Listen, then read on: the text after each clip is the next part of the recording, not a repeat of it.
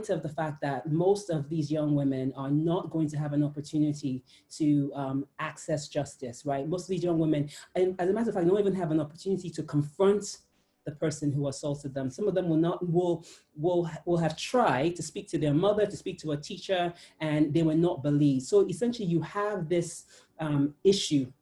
People think, the pink elephant in the room, whatever you want to call that, that really is a hindrance in many ways to your healing, right? Because we know that once you have an opportunity to speak, once you have an opportunity to be heard, once you are believed, once you have access to justice, these are all things that expedite the healing process, right? But the overwhelming majority of survivors in Nigeria will not have that. So how do you move forward in spite of that big roadblock in your way? How do you overcome some of these things when nobody believes you? When your perpetrator is still there every day, it's your father, it's your uncle, it's the person that your auntie is still telling you, sit on the person's lap, go to the person's store, go and buy this from me. When that thing is still staring you in the face every single day, how do we overcome?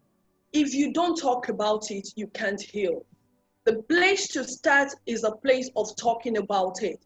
Then the question we now start asking is, who do you tell? Because oftentimes people don't believe your story.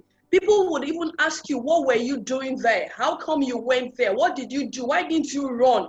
Quite a lot of judgmental attitude. But then look for someone who you can confide in and share your story. That would help you to be able to pull through. That is the place where healing starts.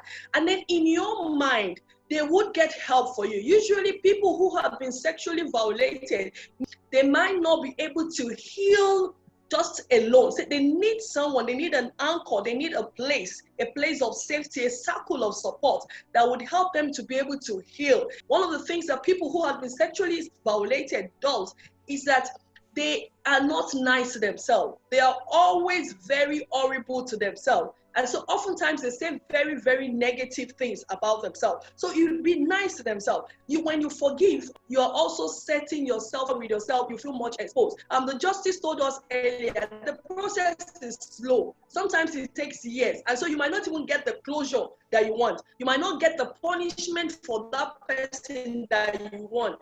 But then you must keep living. You have to go on with your life. It might be difficult, but then you can do it. Over the years now, I have been able to do it, and I've gotten to a place where I can talk about my story. I can help people go through whatever it is without necessarily feeling any hurt or any sense of hatred. Yes, it happened. I have accepted that, but I've also made a caution in my heart. It won't happen to my children, and it won't happen to anybody around me again, because I am more prepared even to handle situations like that.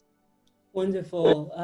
Can you tell us, for the parents that are on the call, right, pause my frustration a lot. And, people always tell me I'm a helicopter parent. Even my daughter loves to call me that, right? Because I'm so careful about who I leave her with, who's on her phone, what she's watching on the internet, and, it's almost as if, maybe it's because I'm a little paranoid because of the work that I do. What should parents be doing?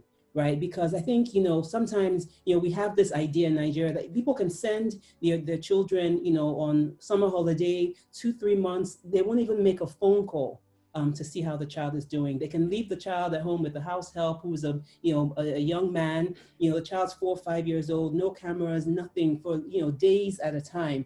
What should parents be doing? And if you believe that it's their primary responsibility, you mentioned your children, what should parents be doing to protect their own kids from being victimized in this manner? Importantly, please be your child's friend. Let them open up to you, and then please opt as early as possible. We must begin to teach our children boundaries. Let them know there are certain places that anybody can touch. I tell them it is not Tonto, it is penis. Let them know the names of those things. Because when the mother felt it was just an ordinary I was talking about, at least the age appropriate name that they can deal with and they can relate with. And then please let them know that they can confide in you. They can always, perpetrators will threaten. And then they will tell you, I'm going to kill. Let them know nobody can kill. And then they are safe. And then you can always take care of them. So please create an enabling environment where the child can come to you. Teach them what they need to know. And please ensure that if you're going to leave, or if you must leave your child with anybody, please be sensitive. Be aware. understand the mood of your children. Some parents don't care. They come back very late. Yes, I know the Nigerian factor, but please just connect one way. Find a way to connect. She talked about the cameras. Put it there if you must. Then if your child will go on a distance holiday, be sure of the people that are there. Unfortunately, children have been violated even when they go and visit grandmothers and grandparents and things like that. And that's also a major problem. So please be sure. The question I want to ask you, Dr. Kemi, is that what can people who have had either themselves or they currently have children who have been sexually molested, how can they start to help them heal? Okay, like I said, oftentimes people who have been molested need help. And so you as a parent should not threaten the child.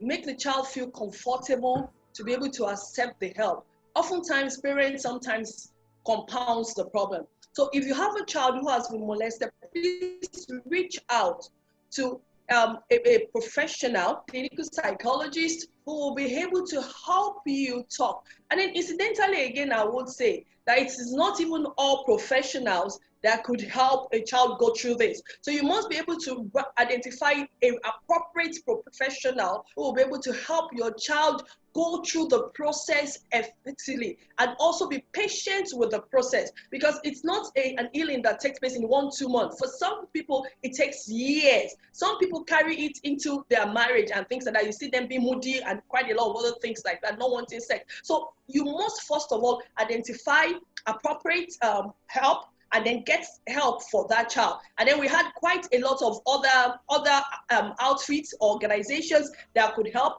The Pathfinder Justice Initiative has been doing quite a lot. I am part of this, and then we've been doing quite a lot with some of these people, and we have lots of success stories. And so we have the Mirabel House Center, which is also in Lagos, the Warif. We have the Genesis House, and then the Real Women Foundation, Stand to Head Rape. So you could also just liaise with any of these organizations who will be able to link you up with people who can help, and then they'll be able to find help for your child as soon as possible.